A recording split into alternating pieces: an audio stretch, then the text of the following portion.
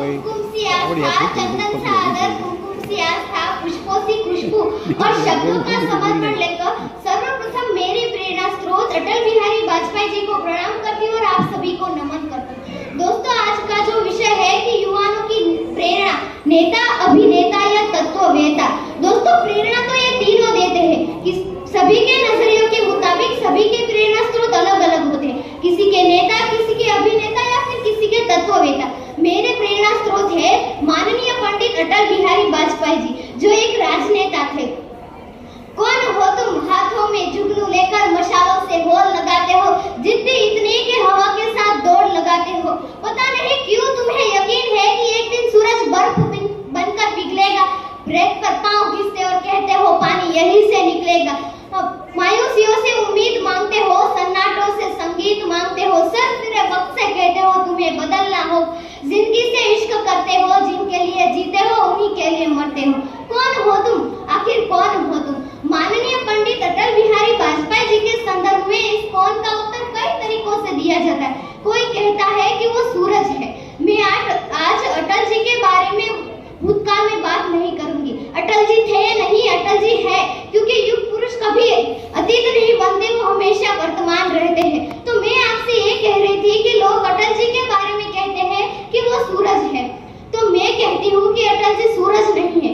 वो एक मिट्टी का दिया है जो सूरज डूब जाने के बाद भी गरीबों की झोपड़ी में उजेला बिखेरता रहता है। लोग कहते हैं कि अटल जी समुद्र है। मैं ये भी नहीं मानती, क्योंकि पूरे समुद्र का पानी मिलकर एक मामूली सी प्यास नहीं बुझा सकता। मेरी नजर में अटल जी समुद्र नहीं, बल्कि मीठे पानी का एक छोटा सा तालाब है, जहाँ शेर भी पानी पीने आता है, लेकिन सर झुका के। जो जन्म लिए वो नर है, जो अजन्मे वो नारायण, जो मिट जाए वो रेखा, जो न मिटती वो रेखा।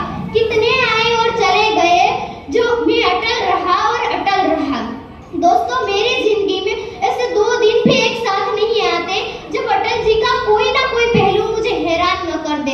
जब वो पूरी दुनिया की नाक के नीचे अमेरिका की गीत दृष्टि वाली सैटेलाइट से छुपकर पोखरण में टेस्ट करते हैं, तो बताओ, राजनेता मुझे ताज्जुब में डाल देते।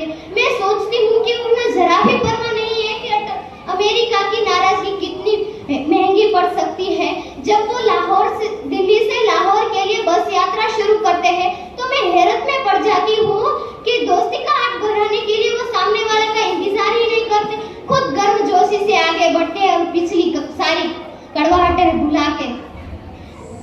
जब सेक्युलरिज्म, या फिर यूं कह ले कि सेक्युलरिज्म का धोखा पूरे भारत के आंख पर पट्टी बांध लेता है, तब रग रग हिंदू मेरा परिचय जैसी कविता लिखते और दहाड़ कर मंचों पर पढ़ते हैं, तो मैं उनकी निडरता पर हैरत में पड़ जाती हूँ। दोस्तों, अटल जी ने कहा था कि हमारे पड़ोसी कहते हैं कि एक हाथ से ताली नहीं बजती, तो अटल जी ने कहा कि एक हाथ से ताली नहीं बजती, लेकिन चुटकी तो बज सकती है। दोस्तों, कई उपहार दिए हैं प्रकृति ने, लेकिन एक उपहार है जो सब पे भारी है। एक उपहार है जो सब पे भारी है। ये एकलौता देश है जिसके पास अटल बिहारी है। दोस्तों, हम में से बहुत सारे लोग कहते हैं कि मेरा तो कोई गुरु ही नहीं है, मुझे तो कोई सिखाने वाला नहीं है, बताने वाला नहीं है कि क्या करूं, कैसे करूं। तो अटल जी की जिंदगी से सबसे बड़ी सीख मिलती है कि जब हमारे पास कोई एडवाइजर नहीं है, तब भी हम कमाल कर सकते हैं। अपने एडवाइजर ना होने पर अपने सपनों की उड़ान को रोकिए मत, अपने सपनों की उड़ान को जारी रखें। अटल जी की साथी थी, तब उनके एडवाइजर श्यामा प्रसाद मुखर्जी साहब इस दुनिया को छोड़कर चले गए, तो अटल जी ने लगातार मेहनत की और अपनी जिंदगी में जो लक्ष्य है उनको साकार किया।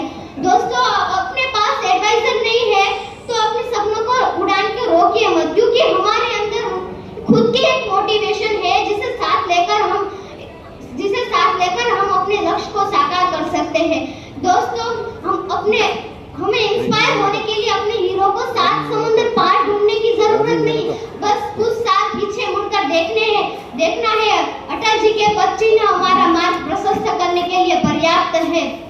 विश्व ही नहीं